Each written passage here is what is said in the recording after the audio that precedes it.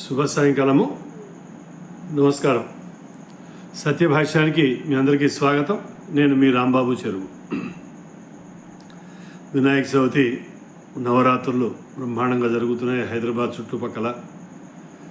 మహారాష్ట్ర, కర్ణాటక, ఆంధ్రాలో కూడా కొన్ని చోట్ల జరుగుతూ ఉన్నాయి. మనం మాట్లాడుకున్నాం, వక్ఫ్ అమెండ్మెంట్ యాక్ట్ జేపీసీకి వెళ్ళింది. జాయింట్ పార్లమెంటరీ కమిటీ వాళ్ళు ఏం చేశారంటే ప్రజల నుంచి తమ అభిప్రాయాల్ని సేకరించేందుకు గాను వాళ్ళ అప్లికేషన్లు పంపించమని చెప్పారు. వాళ్ళ అభిప్రాయాలు రాతపూర్వకంగా డూప్లికేట్ కాపీలో పంపించమని చెప్పారు. సో ఆ ప్రక్రియ ఇవాటితోటి వాడివేడిగా ముగిసింది. ఎవరి ప్రయత్నాలు వాళ్ళు చేశారు, చేయలేదని నేను చెప్పను. నా బోటిగాడు ఒక 450-500 మందితోటో సంతకాలు పెట్టించి క్యూఆర్ కోడ్లు పంపించి వాళ్ళకి ఫోన్లు చేసి ఇవన్నీ నేను చేశాను. అలాగే మోనికారెడ్డి గారని అహం టాక్స్ ఆవిడతో పాటు ఉన్న వాళ్ళ అనుచరులు వాళ్ళందరూ కూడాను వాళ్ళ పనులు వాళ్ళు చేశారు. ఇక్కడ హిందూ వారియర్స్ అని మల్లేష్ అన్నమయ్య గారు, తర్వాత అంబా రామస్వామి గారు, సుధాకర్ రెడ్డి గారు, వీళ్ళు కూడా వాళ్ళ ప్రయత్నాలు వాళ్ళు చేశారు.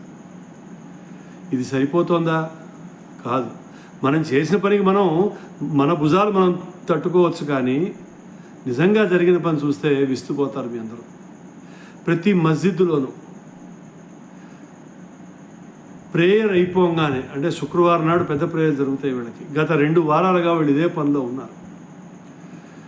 కొంతమంది అయితే మైకులు పట్టుకుని, స్పీకర్లు పట్టుకుని రోడ్ల మీద నడుచుకుంటూ ప్రతి వీధి తిరిగి ముస్లిమ్స్ అందరినీ అప్రమత్తం చేశారు.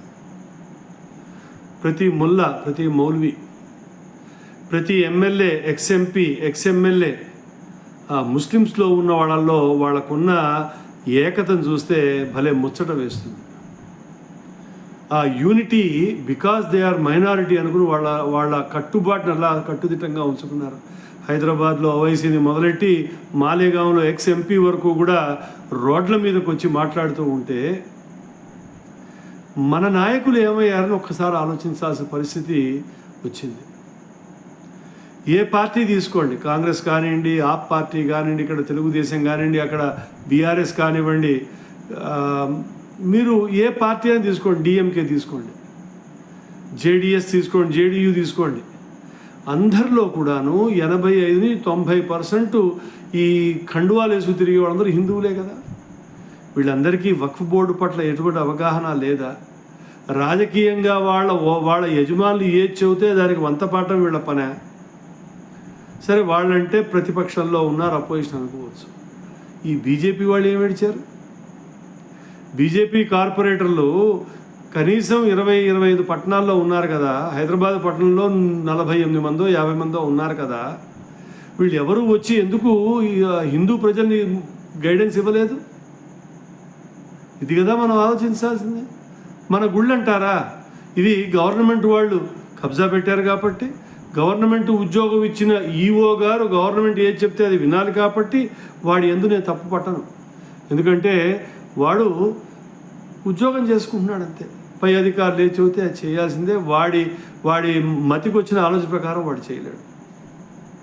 కానీ ప్రైవేట్ గుళ్ళు అన్నీ ఉన్నాయి కదా. ఆ ప్రైవేట్ గుళ్ళ యాజమాన్యం వాళ్ళు ఏం చేశారు? పోనీ డబ్బులు ఎన్ని వచ్చినాయో చూసుకోవాలి, ఎంతమంది భక్తులు వచ్చారో చూసుకోవాలి, రేపొద్దున ఏం చేసుకోవాలి చూసుకోవాలి. ఇవన్నీ తప్పవు. కానీ ఈ ధర్మం నిల్చుంటేనే కదా నీ గుడి కానీ నీ దేవాలయం కానీ ఉండేది. అది ఎందుకు మర్చిపోతున్నావు?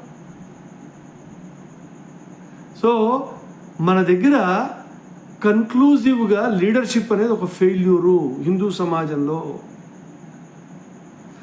ఇంతమంది కుల సంఘాలు ఉన్నారు, ఇంతమంది కుల సంఘ ముఖ్యులు ఉన్నారు, కాలనీలో సెక్రటరీలు ఉన్నారు, ప్రెసిడెంట్లు ఉన్నారు. వీళ్ళెవరూ హిందువులు కాదా? దేశం పట్ల వీళ్ళకి బాధ్యత లేదా? ఇది కదా మనం ఆలోచించాల్సింది. ఆ స్పృహ ఎక్కడ కోల్పోతున్నాం? ఈ దేశం మనది అనే మాట ఎక్కడ కోల్పోతున్నాం? హిందువులకు ఉండేందుకు ఇది ఒక్కటే దేశం అన్నమాట ఎందుకు మర్చిపోతున్నారు మీ అందరూ? ఎవరో చూస్తారులే, గవర్నమెంట్ కదా, జేపీసీ కదా, మనం ఏం చేయాలని. వక్ఫ్ బోర్డు 54లో ఫామ్ అయినప్పుడు 52,000 ఎకరాలతోటి మొదలెట్టిన వక్ఫ్ బోర్డు 2023 కల్లా, అంటే కరెక్ట్గా 80 ఏళ్ల ప్రాయం, 80 కూడా కాదు, 70 ఏళ్ల ప్రాయంలో వాళ్ళకి 9,75,000 ఎకరాలు ఉన్నది. ఇది కనుక మనం కంపేర్ చేయాలంటే తెలంగాణలో 3వ వంతు భూభాగం ఇవాళ వక్ఫ్ బోర్డు దగ్గర ఉన్నది. సో ఇదే కనుక మనం డబ్బుల్లో మాట్లాడుకున్నాం అనుకోండి, 9 లక్షలు అంటే సగటుకి ఎకరానికి ఎందుకంటే ఇవన్నీ కూడా మహాపట్నాల్లో పెద్ద పట్టణాల్లో ఉన్న భూముల మీద వీళ్ళు కబ్జా పెట్టారు కదా. అది కనుక మనం చూస్తే కనుక సగటుకి ₹1,00,00,000 అనుకున్నా, అంటే ఢిల్లీ లాంటి చోట్ల 100 కోట్లలో ఉంటుంది land. Rajiv Gandhi cricket stadium ఉంది చూడండి, అదొక 16 ఎకరాలు 18 ఎకరాల భూమి, ఒక్కొక్క ఎకరం 100 కోట్లు పడుతుంది అక్కడ.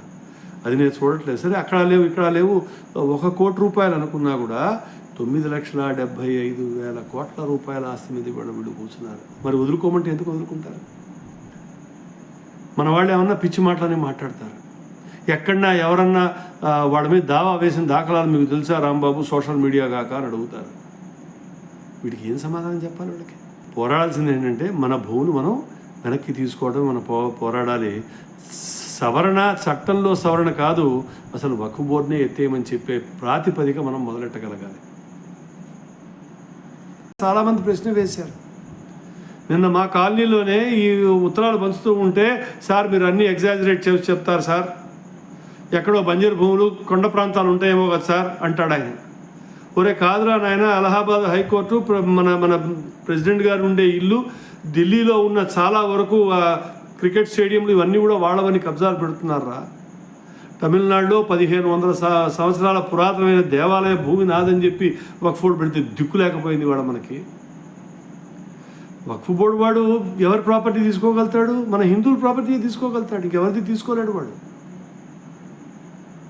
సో ఇది మనం ఆలోచించాలి మిత్రులారా.